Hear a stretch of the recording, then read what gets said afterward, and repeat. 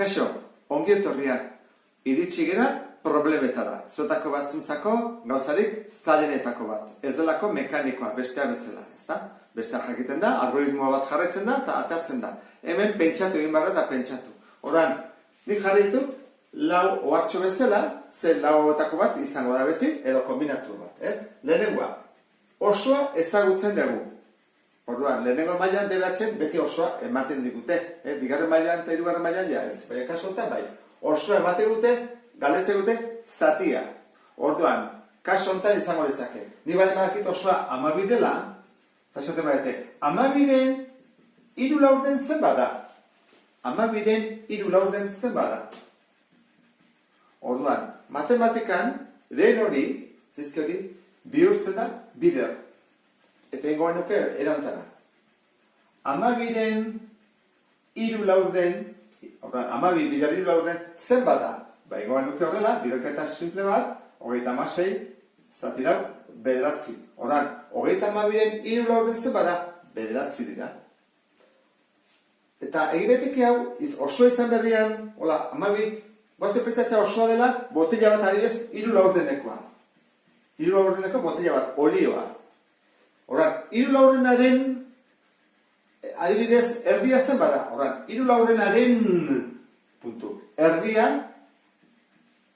zen bada. Horan jartzen dugu, 3 zortziren. Ulertzen da, ezta? Eta beste dozen behar, adibidez, 3 laurdenaren, 10-rena zen bada. Ba, 10-ren zen. 10-ren, horan, 10 batez. Horan, 3 zati 40. Eta horrela, horan, lehen dugun bakutzean, ingo genuke biderketa bat. Eta hola, kalkulatu ezakegu zatia zein den. Hoi da, lehenengo antzat. Bigarrena, osoa eta zatia badakigu, eta falta zaigu, zenbat den bestea. Orduan, kasu honetan izango litzake. Gu dakigu, berriro, osoa 12 dela. 12. Eta, kentzen dute, edo atertzen digute, 3 laurden.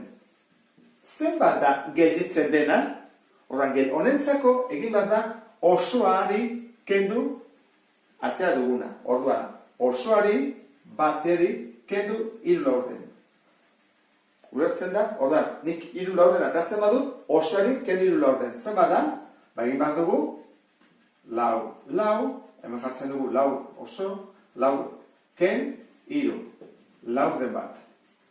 Orduan, nik kentzen badiot osoari 3 laurden, gelditzen zen laurden bat. Hau oso simplea da. Beste batzuetan, behar da igual, kentzen dut hasieran zati bat. Gero kentzen dut beste zati bat, ba osoari honi kendu behar diot jakiteko gelditzen dena. Beti da, bateri kendu gu dakiguna. Hemen da lehen. Lehen dela biderketa bat. Hemen zatiak batu inbarko dugu kaso batzuetan, eta beste batzuetan jakin beharko du zein handiagoa eta zein txikiagoa. Hori jakiteko badakizue. Edo guruz biderketa, edo izenatzaile berdina jarri. Eta hori egingo genuke. Hortarako, kasu praktikorako, guazen, hori egingo dugun problema honekin. Irakurri zazute lasai.